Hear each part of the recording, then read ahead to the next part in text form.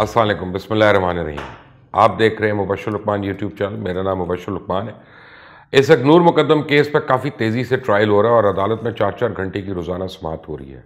अभी जो हाल ही में 2 समाअतें हुई, उनका कुछ अहवाल तो मैंने आपको अपनी पहले की वीडियो में बताया था कि कैसे जाफ़र ख़ानदान के मुलाज़मीन के झूठ सीसीटीवी फुटेज की मदद से बेनकाब हुए, और ये भी कि नूर ने दरिंदे के घर से एक बार नहीं बल्कि 2 बार भागने की कोशिश की थी, जो इन्हीं मुलाज़मीन ने नाकाम बना दी कोशिश, और अब बड़े मासूम बने फिरते हैं। आज की इस वीडियो में मैं आपको बताऊंगा कि अदालत में मज़ीद क्या कुछ हुआ। इसी सीसीटीवी फुटेज के हवाले से अदालत ने क्या फैसला किया, दरिंदे के मोबाइल फ़ोन और लैपटॉप के फोरेंसिक का क्या बना, एक बार फिर अदालत से ज़ाहिर जाफ़र को क्यों निकाला गया, अदालत के सामने वो क्या मिन्नतें करता रहा और मुलाजमीन के मजीद झूठ कौन कौन से सामने आ गए। सबसे पहले तो मैं आपको बताऊंगा कि सीसीटीवी फुटेज जिसको हासिल करने के लिए मुलजमान के वकील पहले दिन से बड़ा जोर लगा रहे थे कि हमें फुटेज दी जाए ताकि हम अपना केस तैयार करने में आसानी हो। तो वैसे तो ये 40 घंटे की फुटेज है, लेकिन इस फुटेज से कुछ अहम हिस्सों को अलग करके भी एक फुटेज तैयार की गई है। हर समात की तरह हालिया समात में भी मुलजमान के वकील ने बल्कि वकला ने मुतालबा किया कि हमें सीसीटीवी फुटेज की कॉपी दी जाए, जिसपे शाह खावर साहब ने कहा कि क्यों ना फुटेज अदालत में एक बार दिखा दिया जाए, इसके बाद वकला को दे दी जाए, क्योंकि इस पूरे केस में ये फुटेज सबसे ज़्यादा अहम है।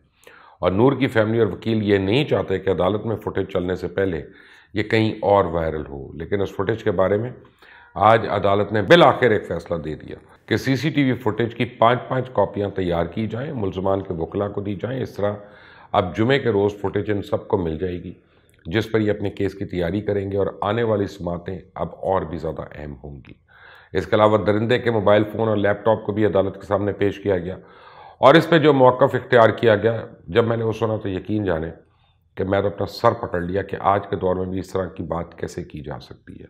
हुआ ये कि अदालत में बताया गया ये लैपटॉप और फ़ोन पासवर्ड ना होने की वजह से अभी तक नहीं खुल सका और इनका डेटा नहीं हासिल हो सका। यानी कैन यू बिलीव इट। और अगर अब इस पर हम बार बार गलत पासवर्ड लगाएंगे तो हो सकता है डेटा ही डिलीट हो जाए। सोचे, एक केस इंडिया में सुशांत सिंह की खुशी का हुआ, जिसमें उसने व्हाट्सएप के डिलीट शुदा मैसेजेस भी रिट्रीव करवा लिए गए, लेकिन हमारी पुलिस और एफआईए का हाल देखें कि उन्होंने साफ जवाब दे दिया कि जी हो ही नहीं सकता।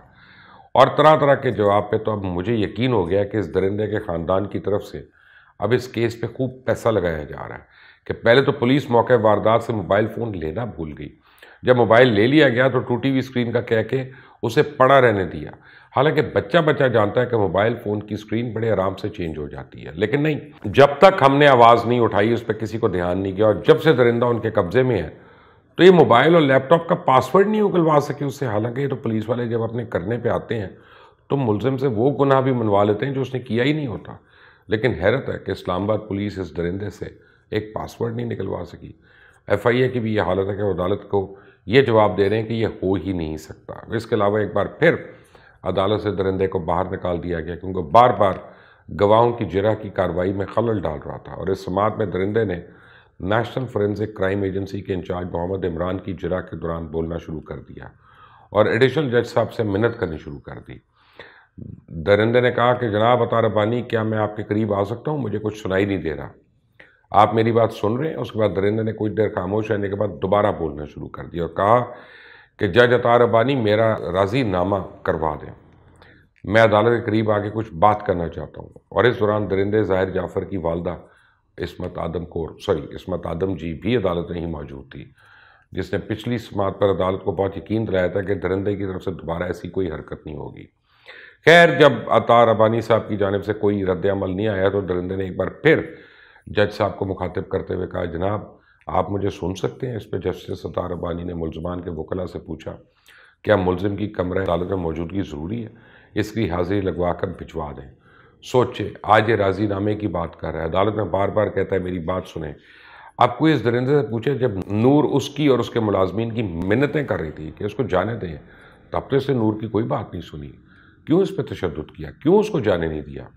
इसके अलावा मोहम्मद इमरान ने अपने बयान में अदालत को बताया कि इसने कमरे से क्या क्या शवाहिद इकट्ठे किए। तो उसमें चाकू, पिस्तौल जिसमें एक मैगज़ीन लगा होता, दूसरा मैगज़ीन भी साथ में इस पर रखा था, एक लोहे का नकल डस्टर था, 4 सिगरेट थे जो इकट्ठे कर लिए गए। अब इन चीज़ों की मौजूदगी से आप सोचें इस लड़की को जान से मारने से पहले कितना शदीद तशद्दुद किया होगा। और इसने अदालत को यह भी बताया कि नूर का सर खिड़की के पास से मिला था और ये चाकू शेल्फ पर रखा हुआ था, लेकिन ये दरिंदा, उसके माँ बाप, मुलाजमीन और थेरेपी वर्क्स वाले अपने आप को मासूम साबित करने के लिए पूरा जोर लगा रहे हैं।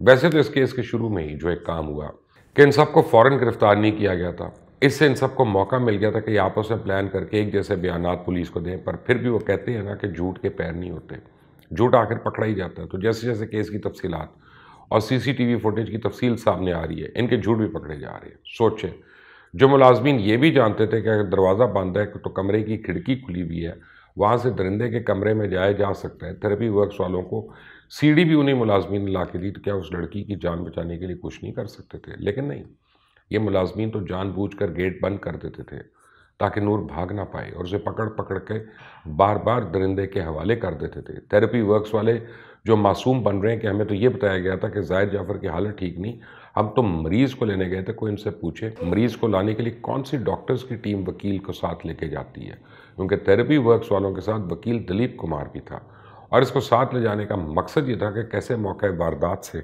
सबूतों को मिटाया जाए, नूर की बॉडी को टिकाने लगाया जाए और केस को मज़ीद ख़राब किया जाए ताकि इस दरिंदे की जान बच जाए। क्योंकि याद करें, इस दरिंदे ने अपने बाप को जब फ़ोन पर बताया था कि मैंने नूर को मार दिया, तो उसने अपने बेटे से कहा था तुम परेशान ना हो, मैं संभाल लूँगा, टीम आ रही है, वो तुम्हें यहाँ से निकाल लेगी। इसलिए थेरेपी वर्क्स वाले अपनी पूरी तैयारी से गए थे और मुझे तो यकीन है कि अमजद पे भी जो हमला हुआ वो भी ड्रामा किया गया ताकि उसकी ज़हनी हालत ख़राब बताई जा सके। वरना जिस तरह का इसके पास असला था, अगर वो मारना चाहता तो वो आराम से अमजद को मार देता। और जो ये बयान दिया गया कि ज़ाहिर ने उस वक्त अमजद से कहा मैं तुम्हें भी मार दूंगा और ख़ुद भी खुदकुशी कर लूँगा, तो ये भी एक ड्रामा है। क्योंकि अगर इसने अपनी जान लेनी होती तो नूर को मारने के फ़ौरन बाद अपनी जान ले चुका होता, अपने बाप को फ़ोन ना करता कि मुझसे कत्ल हो गया, मुझे बचा लो। अभी तक ऐसे जैसे इनके पहले वाले ड्रामे बेनकाब होते रहे, इंशाल्लाह बाकी ड्रामे भी आने वाले दिनों में पकड़े जाएंगे। अब अदालत ने अगली समाअत जो कि 17 नवंबर को होगी, इस पर head constable Jabir, computer operator Mudassir, ASI 200 Ahmed और डॉक्टर शाजिया को तलब किया और अब इनकी गवाही और इस पर जरा होगी। और मज़ीद बहुत से इंकशाफात इस केस के हवाले से सामने आएंगे जिससे इन दरिंदों के झूठ इंशाल्लाह बेनकाब होंगे। नूर को जल्द से जल्द इंसाफ मिल सकेगा, हमारी दुआ भी है, कोशिश भी है और आला अदालतों से इल्तमास भी है। अंटिल द नेक्स्ट टाइम, अल्लाह हाफ़िज़।